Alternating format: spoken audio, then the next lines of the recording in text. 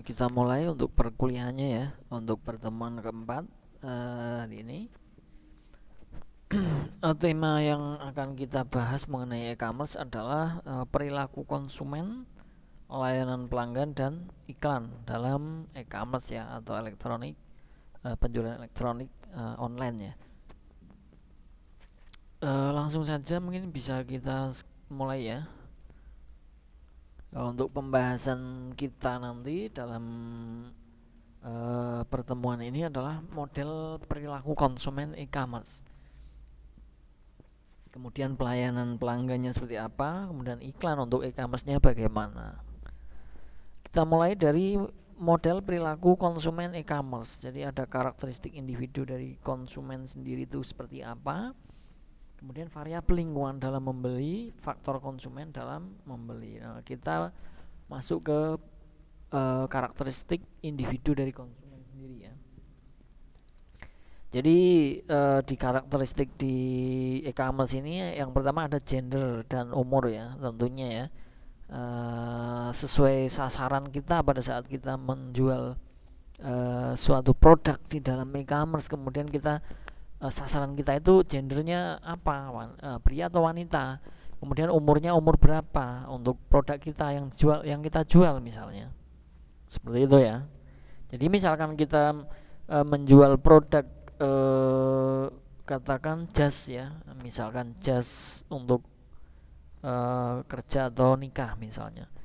Nah itu tentunya untuk umurnya itu kan tidak ada untuk karena jas kawin atau jas nikah misalnya ya, itu tentunya umur misalkan 20 ke atas ya. Kalau untuk umur 10 tahun tentunya kita tidak produksi atau tidak menjual seperti itu ya. Jadi untuk karakteristik yang kedua itu status perkawinan, tentunya untuk sasaran kita itu untuk orang yang sudah menikah atau belum. Jadi macam-macam ya mengenai karakteristik individu itu.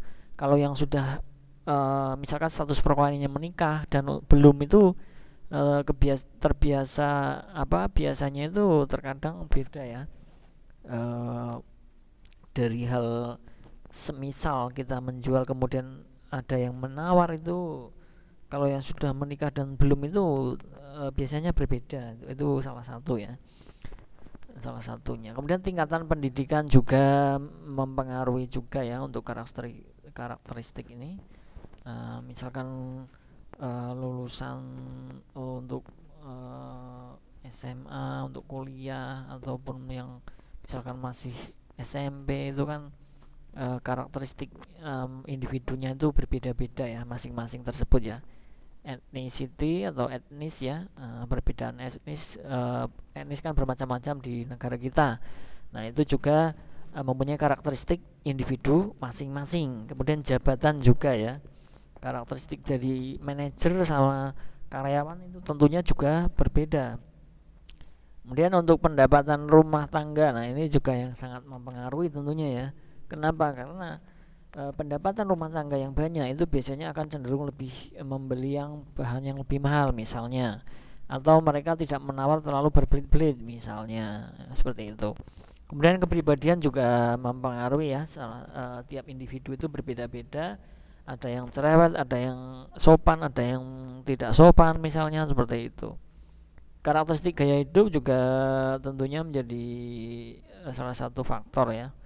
Dan di sini juga tentunya tiap individu dari konsumen mengenai gaya hidup itu tentunya pasti berbeda-beda. Nah itu adalah karakteristik individu dari konsumen. Jadi bermacam-macam ya, bermacam-macam mengenai karakteristik tersebut. Dari faktor 1 sampai 8 ini tentunya juga mempengaruhi ataupun bisa pada saat kita mengiklankan ataupun mempengaruhi penjualan misalnya, itu juga mengenai karakteristik individu. Nah untuk variabel lingkungan dalam membeli itu ada sosial, kemudian ada komunitas, ada variabel lainnya. Ini untuk variabel lingkungannya ya. Nah untuk faktor konsumen dalam membeli itu ada pemrakarsa, intiator, kemudian pengaruh, influencer, kemudian kebutuhan. Nah, pemrakarsa ini bisa dikatakan adalah orang yang menciptakan ya, atau yang mengajak misalnya ya pada saat uh, mau membeli suatu barang ya. Kemudian ada pengaruh influencer di sini, yang dimaksud adalah misalkan pengaruhnya saat tetangga kita membeli suatu barang, kemudian kita lihat barangnya sepertinya bagus tapi dengan harga hemat, itu salah satu menjadi pengaruh. Kemudian kita tertarik untuk membeli kembali, seperti itu ya. Kemudian ada kebutuhan juga biasanya tidak berpengaruh ya. Kalau kebutuhan, memang kalau kita membutuhkan barang A, memang kita harus membeli, ya sudah kita membeli. Nah, ini faktor konsumen dalam membeli. Untuk pelayanan pelanggan, segmentasi pasarnya, kemudian pelayanan pengiriman untuk pelanggan internet.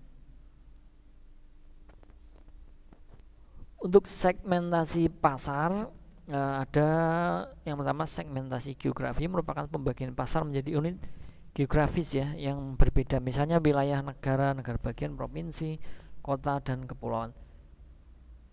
Contoh saja, Coca-Cola memasarkan produk minumannya dengan merek tertentu, hanya dijual di Jepang, yaitu Sokembika, Latvia, Georgia, dan Co. Nah, itu merek tertentu ya untuk Coca-Cola. Produk minumannya itu yang untuk di apa namanya ini, negara lainnya. Iklan merupakan bagian dari strategi pemasaran. Iklan merupakan bagian dari strategi pemasaran secara keseluruhan. Nah, perusahaan harus secara aktif berpartisipasi dalam semua jenis aktivitas internet seperti newsgroup, mailing list, dan bulletin board. Nah, ini misalkan kita mempunyai bisnis e-commerce, nah itu kita memang harus aktif ya. Aktif dalam hal apa? Dalam hal periklanan. Nah, itu marketing itu sebenarnya memang nomor satu untuk sebuah bisnis seperti halnya e-commerce ya. Karena apa? Kalau kita tidak aktif, kita tidak update, itu tentunya akan kalah bersaing dengan produk lain misalnya, ataupun e-commerce lain dengan produk yang sama misalnya dengan produk kita. Nah, itu tentunya sebagaimana cara atau strategi yang harus kita lakukan untuk agar menjadi apa namanya e-commerce yang sering dikunjungi, sering dibeli ya. Nah, itu karena kita harus sebagai untuk pelaku e-commerce atau bisnis e-commerce tersebut harus aktif dan up to date ya. Biasanya seperti itu. Untuk pelayanan pelanggan berikutnya, iklan harus dihubungkan dengan proses ordering. Ketika pelanggan tertarik setelah melihat iklan tersebut, item yang diiklankan harus bisa langsung dipesan dan dibayar. Nah, ini harus apa namanya ready ya. Yang kita iklankan itu harus ready. Jangan kita mengiklankan tapi barangnya tidak ada. Itu nanti akan mengecewakan pelanggan. Strategi menarik perhatian pengunjung ke suatu situs. Nah, strateginya bagaimana agar pengunjung tersebut mengunjungi situs kita, e-commerce kita, seperti itu ya. Dengan cara apa? Nah, itu perlu strategi ya. Tidak hanya mengandalkan situs web saja, kita mungkin menggunakan aplikasi ataupun dengan iklan di banner dan lain sebagainya, stiker misalkan, ataupun selebaran. Nah, itu juga perlu dilakukan mungkin ya. Ini masuk ke marketing sebenarnya. Dalam menarik pelanggan tidak hanya menggunakan e-commerce saja, tapi juga didampingi dengan media tradisional, misalkan pengenalan secara tradisional, baik iklan visual maupun cetak misalkan ya. Nah, padukan nama perusahaan dengan nama situs web. Dengan mengadukan nama perusahaan dengan situs web akan memudah pengunjung untuk mendatangi situs. Nah, misalnya www.microsoft.com, tentunya orang tahu. Nah, ini mengenai Microsoft. Kalau memang usaha kita adalah katakan counter ABC, sudah kita buat situs web kita itu kalau bisa ya www misalkan counterabc.com misalkan, seperti itu ya. Bisa diserasikan. Pastikan alamat situs web Anda selalu muncul di lembar cetakan alamat e-commerce Anda harus tercantum di kop surat, amplop brosur, kartu nama, papan nama, stiker dan lainnya. diusahakan seperti itu ya kalau memang kita sudah berniat untuk berbisnis, untuk menjadi lebih besar. Itu tentunya seperti itu, di amplopnya, brosur, kartu nama dan lain sebagainya, situs web kita itu harus dicantumkan. Pelayanan pengiriman untuk pelanggan pada internet mengacu pada pembelian online di Amazon.com. Dimensi kualitas pelayanan dicontohkan sebagai berikut. Ini acuan dari Amazon ya, karena Amazon adalah e-commerce terbesar. Nah, yang pertama ada Tangibles. Nah, tampilannya rapi dan tersusun baik, ada katalog mudah digunakan dan mudah dimainkan. Ini yang diusahakan kalau di web atau situs e-commerce kita itu bisa seperti itu ya, paling tidak ya, tersusun baik, ada katalognya mungkin agar untuk orang memilih mudah, kemudian mudah digunakan juga untuk sistem di e-commerce kita untuk order misalkan ataupun yang lainnya. Kemudian ada yang kedua, reliability, produk dikirim tepat waktu dan sesuai dengan pesanan. Usahakan seperti itu, jangan sampai nanti pelanggan komplain terhadap perusahaan ataupun e-commerce kita. Kemudian responsiveness, yang tersedia panduan yang membantu saat terjadi error dan memberitahukan pelanggan jika pengiriman produk berlangsung sukses atau ada masalah. Nah, ini ada responsiveness ya. Assurance, adanya layanan untuk mendampingi pelayanan dalam memasuki suatu proses, juga adanya layanan tambahan seperti rekomendasi dari vendor. Dan ada yang kelima, empati, adanya personalized service seperti personalized content, sambutan cara personal dan email pribadi ini untuk kontak ya. Oke, itu adalah mengenai apa tadi, pelanggan, yang mengenai e-commerce di dalam pelanggan. Untuk yang ketiga pembahasannya adalah iklan. Nah, alasan beriklan di internet itu apa? Strategi periklanan itu bagaimana? Langsung saja. Alasan beriklan di internet itu, iklan dapat update setiap waktu dengan biaya minimal, karena itu iklan-iklan di internet selalu bisa tampil baru. Nah, ini ya, karena seiring perkembangan teknologi memang seperti itu. Walaupun kita bisa selalu update untuk iklan-iklan, akan tetapi biaya tidak terlalu mahal ya. Beda dengan media yang kita cetak, mungkin kita perlu biaya tambahan ya untuk update. Misalkan kalau kita mau mengupdate setiap hari itu tentunya kan cetak terus ya. Kalau di internet kan tinggal kita rubah saja di situs kita.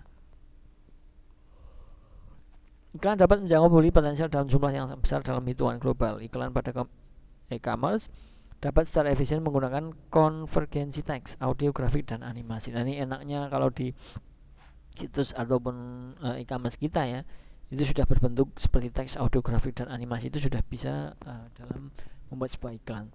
Manfaat internet sendiri sedang berkembang dengan pesatnya. Nah, ini kenapa kita beriklan di internet, alasannya ya seperti itu.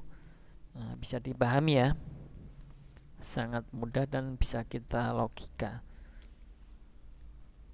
Jenis media iklan di internet itu apa saja? Yang pertama ada banner. Iklan banner merupakan jenis iklan yang paling lazim digunakan di internet. Ada dua jenis banner, keyword banner dan random banner. Nah, keyword banner muncul ketika dilakukan query atas satu kata pembuka dari search engine. Untuk random banner muncul secara acak. Keuntungan penggunaan banner ini adalah kemampuannya dengan melakukan kustomisasi iklan di audiens yang menjadi sasarannya. Seperti itu ya. Untuk banner ada dua jenis, keyword banner dan random banner. Ada jumlah format yang berbeda dalam menempatkan iklan banner di internet pada situs web pihak lain. Bentuk yang paling lazim ialah banner swapping, banner exchange.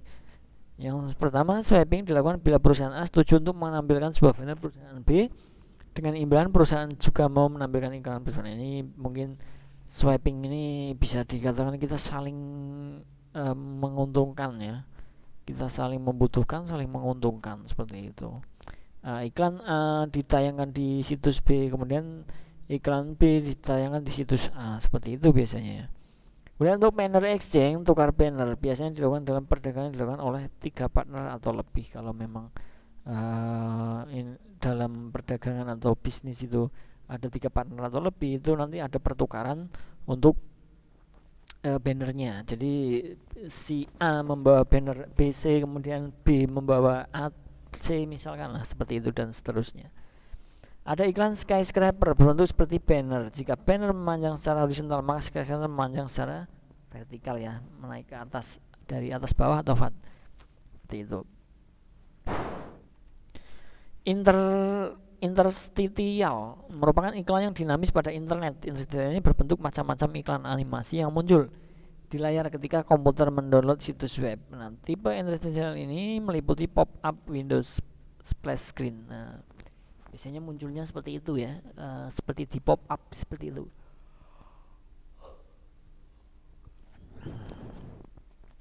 Dan itu biasanya juga banyak mengandung semacam animasi untuk yang